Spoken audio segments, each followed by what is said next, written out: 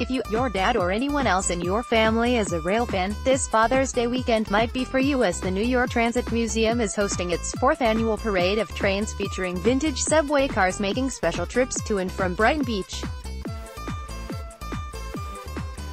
From 11 a.m. to 4 p.m. On Saturday and Sunday, you can catch vintage train cars, including the oldest ones in the Transit Museum's fleet that date back to 1904, as they travel to and from the Brighton Beach Station B/Q platforms for just the swipe of a MetroCard. Strap hangers will only be able to enter and exit the vintage train cars at Brighton Beach. The trains will make short round trips to Ocean Parkway and longer round trips to Kings Highway. We are delighted to be able to bring our vintage fleet out this weekend and enjoy the return to the rails of some of our oldest train cars, Museum Director Conchetta Benchivenga told Metro. The Transit Museum is incredibly proud of our trains and grateful to the people who keep them in service.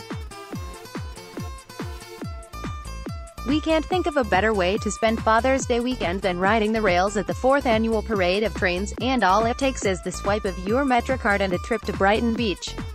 Vintage subway cars that will be included in the parade of trains include BRT Brooklyn Union elevated cars, the oldest in the Transit Museum fleet, were used from 1903 to 1969. They were known as gate cars, as passengers boarded and exited via open-air vestibules at the front and rear of each car. A conductor had to manually open and close metal gates and ring a bell to let the motorman know it was safe to proceed when all riders were safely on board. MRT, BMT standards, which ran from 1914 to 1969.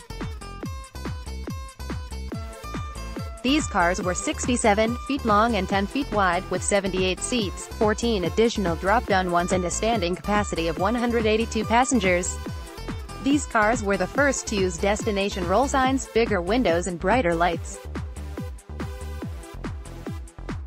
BMTD Type Triplex, used from 1925 to 1965, were ordered as mass transit shifted from wooden train cars to steel. These 137-foot-long cars sat 160 strap hangers and were articulated so riders could walk from one car to another via an enclosed passageway.